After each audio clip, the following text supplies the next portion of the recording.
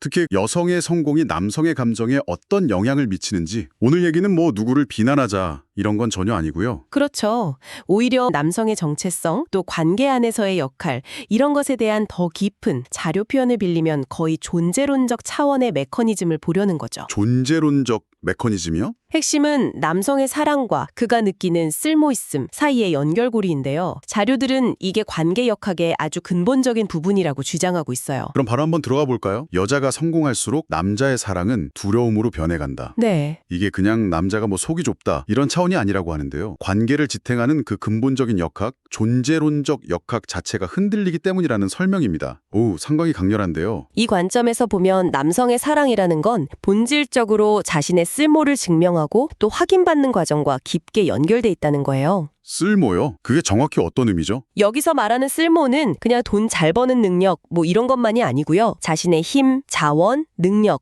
아니면 그냥 그 존재 자체로 파트너를 지켜주고 뭐 문제를 해결해주고 기댈 언덕이 되어주면서 아, 내가 이 사람에게 정말 필요한 존재구나 하는 느낌.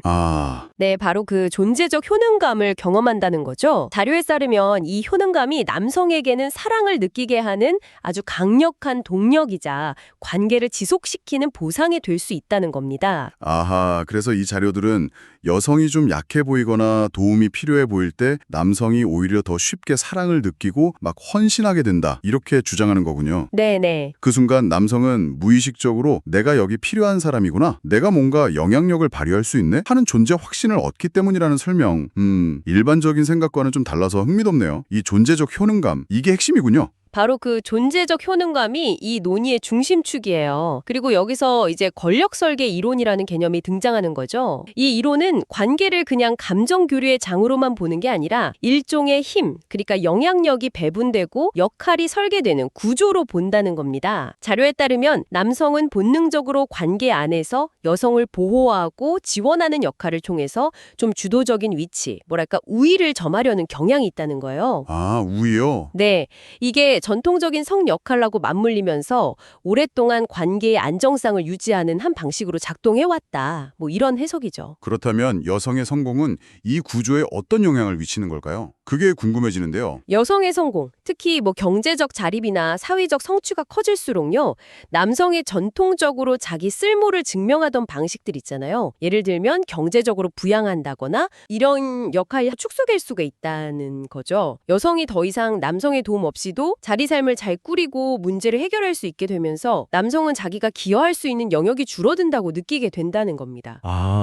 이게 바로 권력 설계 이론 관점에서 볼 때 남성의 그 우위가 흔들리고 심지어는 자기가 지원받는 위치, 즉 의뢰 위치로 밀려날 수 있다는 불안감을 유발하는 지점이라는 거예요. 자료는 이걸 존재 불안이라고 표현하더라고요. 그러니까 이 여성의 성공 자체가 문제가 아니라 그 성공이 기존의 관계 안에서 남성의 자기 가치나 역할을 확인하던 방식을 위협하기 때문에 불안이 생긴다는 거네요. 정확합니다. 자료에 나온 예시를 보면 좀 더 와닿을 것 같아요. 평범한 회사원 남편이랑 전업주부 아내 사례가 있었죠. 네, 그 예시에서 남편은 뭐 힘든 회사 생활에도 불구하고 자기가 가족을 책임진다 이런 자부심으로 버텨왔거든요. 네. 그의 존재적 효능감은 바로 이 책임감과 부양 능력에서 나왔던 거죠. 근데 아내가 사업을 시작해서 남편보다 훨씬 크게 경제적으로 성공을 하니까 상황이 달라지는 거예요. 네. 어떻게 달라지죠? 아내는 더 이상 남편 월급에 의존하지 않게 되고 집안의 중요한 결정이나 문제 해결도 자기 자원으로 해내기 시작하는 거죠. 바로 그 순간 남편은 단순한 질투나 이걸 넘어서는 감정을 느낀다고 자료는 설명하더군요. 내가 이 가정에서, 이 관계에서 더 이상 결정적인 역할을 못하는구나 하는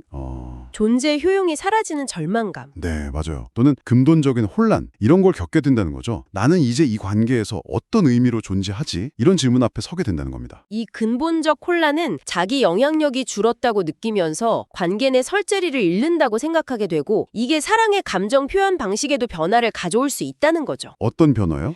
예를 들어 처음에는 되게 헌신적이고 지지적이던 태도가 점점 좀 불안정해지거나 때로는 약간 통제적인 모습으로 나타날 수도 있다는 해석이에요. 여성이 자기를 더 이상 필요로 하지 않을지도 모른다는 두려움, 즉 필요되지 않는 존재가 될 것에 대한 불안감이 커지는 거죠.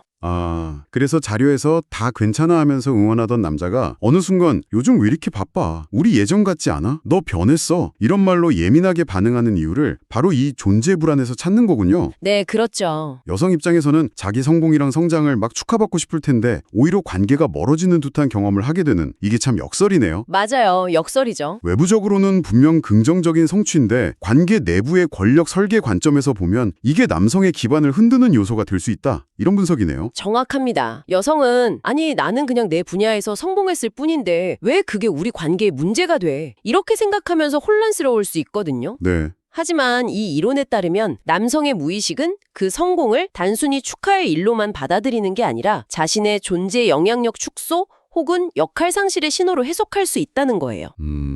이것이 말로는 설명하기 어려운 어떤 미묘한 거리감이나 긴장감을 만들어내는 원인이 될 수 있다고 보는 거죠. 여기서 중요한 점은 자료가 이게 뭐 여성을 미워하거나 시기해서가 아니라 관계 안에서 쓸모없는 존재로 전락칠지도 모르는 자기 자신에 대한 두려움 때문이라고 강조한다는 겁니다. 여기서 또 하나 흥미로운 질문이 생기는데요. 모든 남성이 다 이런 반응을 보이는 건 아닐 텐데 그럼 여성의 성공에 전혀 개의치 않거나 오히려 막 기뻐하는 남성들은 어떻게 설명할 수 있을까요? 자료에서도 이 부분을 좀 다루죠? 네, 언급합니다. 혹시 그런 남성들이 관계에 대한 전통적인 의미에 책임감이나 주도적 의지가 좀 부족한 건 아닌지 혹은 여성의 성공에 기대어 가려는 편승 심리는 아닌지 하고 말이죠.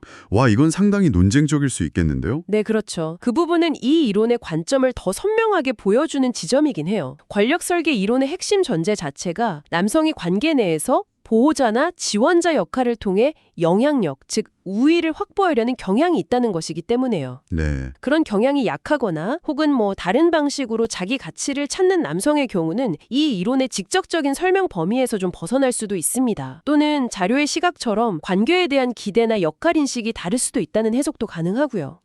중요한 건 이 이론이 모든 남성이 이렇다고 주장하는 게 아니라는 점이에요. 여성의 성공 앞에서 관계의 어려움을 겪는 일부 남성들의 심리 기저에 이런 존재 효능감과 권력 설계의 문제가 작동할 수 있다는 점을 설명하려는 시도라는 거죠. 그렇군요.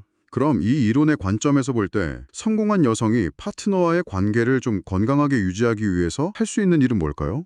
남성의 불안감을 그냥 무시할 수도 없고 그렇다고 자기 성공을 막 되돌릴 수도 없는 노릇이고요. 자료에서 해결책도 제시하던데요. 네, 해결책 역시 그 존재적 효능감과 권력 설계의 관점에서 제시됩니다. 핵심은 남성이 경제적 쓸모나 전통적인 보호자 역할에서 느끼던 효능감이 좀 줄었다면 다른 영역에서 그의 존재 쓸모를 인정해주고 극대화시켜줘야 한다는 거예요. 다른 영역에서의 쓸모요? 구체적으로 어떤 방법들을 이야기하나요? 자료에서는 이런 식의 접근을 제안해요. 여성이 경제적으로 더 큰 기여를 하더라도 삶의 중요한 결정이나 방향 설정에 있어서는 남성의 의견을 존중하고 그의 판단력을 신뢰한다는 메시지를 전달하는 거죠. 뭐 예를 들면 돈은 내가 더 많이 벌지만 그래도 중요한 결정은 역시 당신이 해줘야 마음이 놓여. 이런 식의 말이 될 수도 있겠고요. 네네. 또는 정사적인 측면에서 그의 역할을 강조하는 방식도 있어요. 내가 사회적으로 아무리 잘 나가도 결국 힘들 때 기댈 수 있는 사람은 당신뿐이야. 처럼 정서적 지주로서의 중요한 존재로 인정해주는 겁니다. 그렇군요. 그러니까 남성이 관계 안에서 여전히 필요한 존재, 의미 있는 존재, 또 영향력 있는 존재라고 느낄 수 있도록 그의 가치를 다른 방식으로 좀 조명해주고 인정해주는 의식적인 노력이 필요하다. 이런 거군요. 네, 맞습니다. 경제적인 역할 분담이 변했다면 그 외의 영역, 예를 들어 정서적 지원이라든지 의사결정, 삶의 지혜 이런 부분에서 중요성을 부각시켜서 관계의 균형을 다시 맞추려는 시도 이렇게 볼 수 있겠네요. 네, 맞아요. 자료가 거듭 강조하는 근본 원리는 남성은 이 이론에 따르면 그 무엇보다 관계 속에서 파트너에게 필요한 존재로 인정받음으로써 자기 존재 의미를 확인받고 싶어하는 욕구가 있다는 겁니다. 네. 따라서 여성의 성공이 이 욕구를 근본적으로 위협하지 않도록 관계의 다른 차원에서 남성의 존재 가치를 세워주고 그의 영향력을 인정해주는 그런 정교한 설계가 관계를 건강하게 유지하는 데 중요할 수 있다. 이런 제안인 거죠. 자, 이 모든 논의가 우리에게 시사하는 바를 한번 정리해 볼까요?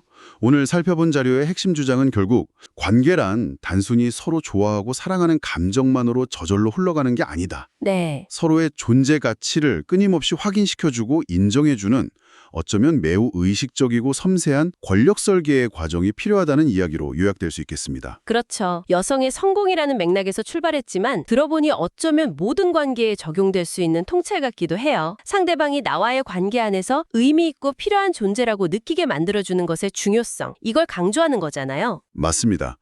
이 자료는 관계를 낭만적인 감정 교류의 차원을 넘어서 미묘한 힘의 역학, 역할 분담, 그리고 서로의 존재의 의미를 끊임없이 조율하고 재확인하는 과정으로 바라보고 있는 거예요. 이 관점에서는 이것이 관계의 현실적인 측면이고 오히려 이를 잘 이해하고 관리하는 것이 관계를 더욱 건강하고 지속 가능하게 만드는 방법일 수 있다. 이렇게 주장하는 셈이죠. 오늘 저희는 성공, 성역할, 그리고 관계 속에서 필요하다고 느끼는 이 감정 사이의 복잡한 상호작용을 권력설계 이론이라는 조금은 낯설지만 아주 흥미로운 틀을 통해 깊이 있게 들여다봤습니다. 관계의 이면을 좀 성찰해 볼 수 있는 의미 있는 시간이었네요. 이 흥미로운 탐구에 함께 해주셔서 감사합니다.